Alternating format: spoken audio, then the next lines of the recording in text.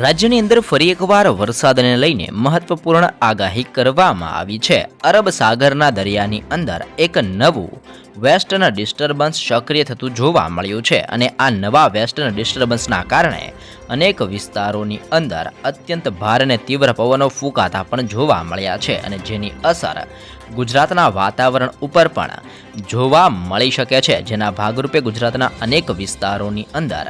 વાતાવરણની અંદર બદલો જોવા મળશે ને ગુજરાતની અંદર આજે વાદળ છવાયું વાતાવરણ જોવા મળી શકે છે. તે સાથે જ ગુજરાતની અંદર ઠંડીના પ્રમાણની અંદર પણ હવે વધારો જોવા મળી શકે છે.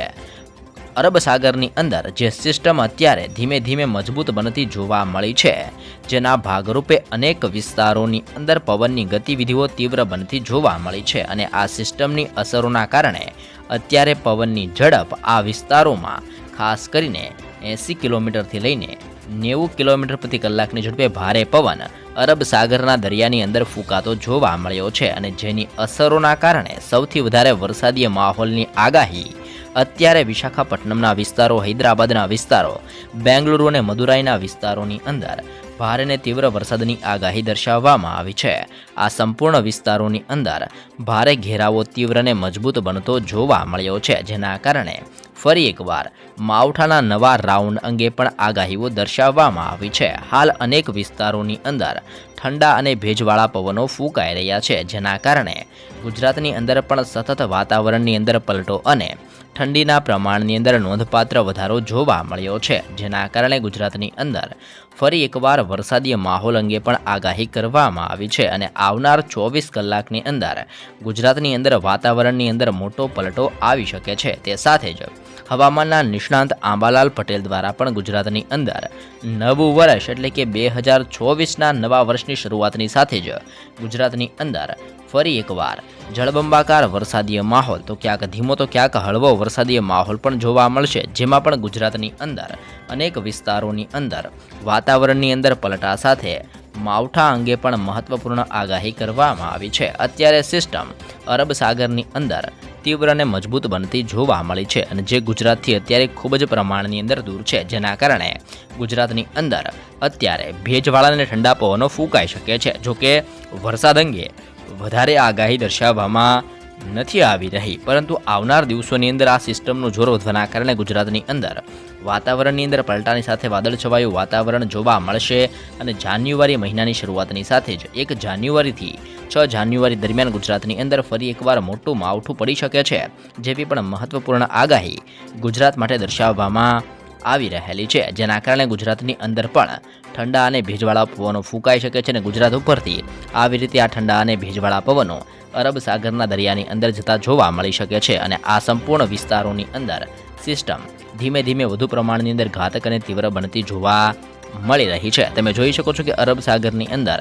લો પ્રેશર બની રહ્યું છે. લો પ્રેશર એરિયાના કારણે બંગાળની ખાડીમાંથી પણ ઠંડા અને ભેજવાળા પવનો ગુજરાત ઉપરથી મુંબઈ અને બેંગલુરુના વિસ્તારો ઉપરથી પણ ઠંડા અને ભેજવાળા પવનો અરબ સાગરની અંદર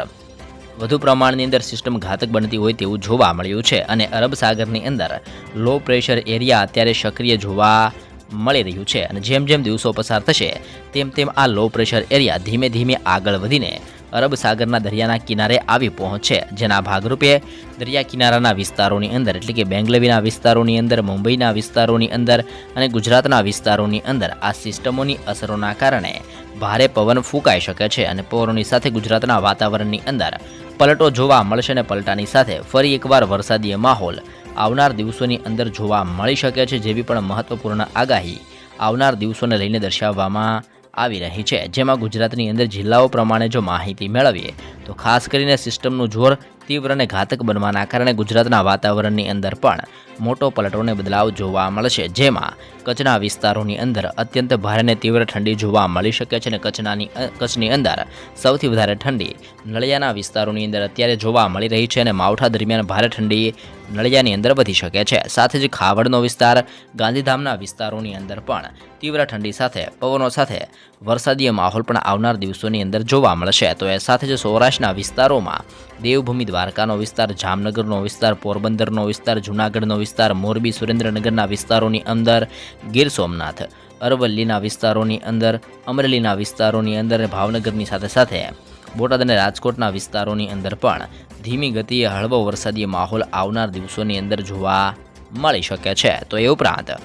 કચ્છના વિસ્તારો બાદ હવે સૌરાષ્ટ્રના વિસ્તારો અને દક્ષિણ ગુજરાતની અંદર ભરૂચ, નર્મદા, સુરત, તાપી, નવસારી, ડાંગ અને વલસાડની અંદર પણ ધીમી ગતિથી હળવો અને ધીમો વરસાદી માહોલ આવનાર દિવસોની અંદર જોવા મળશે. તો સાથે જ મધ્ય ગુજરાતની અંદર અહેમદાબાદ, આણંદ, વડોદરા, દાહોદ, છોટાઉદેપુર, ખેડા, પંચમહાલ અને મહીસાગરની અંદર પણ હળવા વરસાદને લઈને આવનાર દિવસોની અંદર આગાહી કરવામાં આવી છે. જેના ભાગરૂપે ઉત્તર ગુજરાતના વિસ્તારોમાં જેમાં બનાસકાંઠા, સાબરકાંઠા, અરવલ્લી, પાટણ, મહેસાણા અને ગાંધીનગરની અંદર પણ સિસ્ટમની અસર તીવ્ર અને મજબૂત બનવાના કારણે ફરી એકવાર આવનાર દિવસોની અંદર પણ વરસાદી માહોલ જોવા મળી શકે છે. આમ ગુજરાતની અંદર ખાસ કરીને અત્યારે ભેજયુક્ત અને ઠંડુ વાતાવરણ જોવા મળશે અને દિવસે દિવસે ઠંડી વધતી જોવા મળી શકે છે. અને જેમાં પણ 27 તારીખ, 28 તારીખ, 29 તારીખ, 30 તારીખ અને 31 તારીખ દરમિયાન ભેજયુક્ત પવનો ગુજરાત ઉપર ફૂંકાતા જોવા મળશે. અને ગુજરાતની અંદર ફરી એકવાર નવા વર્ષની શરૂઆતની સાથે જ 1 જાન્યુઆરીથી લઈને 6 જાન્યુઆરી દરમિયાન ગુજરાતની અંદર માવઠાને લઈને મહત્વપૂર્ણ આગાહીઓ કરવામાં આવી રહી છે. તો વરસાદ તેમજ વાવાઝોડા અંગેની આવી અવનવી માહિતી રોજે રોજ અને સૌપ્રથમ મેળવવા માટે ચેનલમાં નવા છો તો અત્યારે જ મિત્રો લાઈવ ગુજરાત સમાચાર યુટ્યુબ ચેનલને જરૂરથી સબસ્ક્રાઈબ કરી લેજો.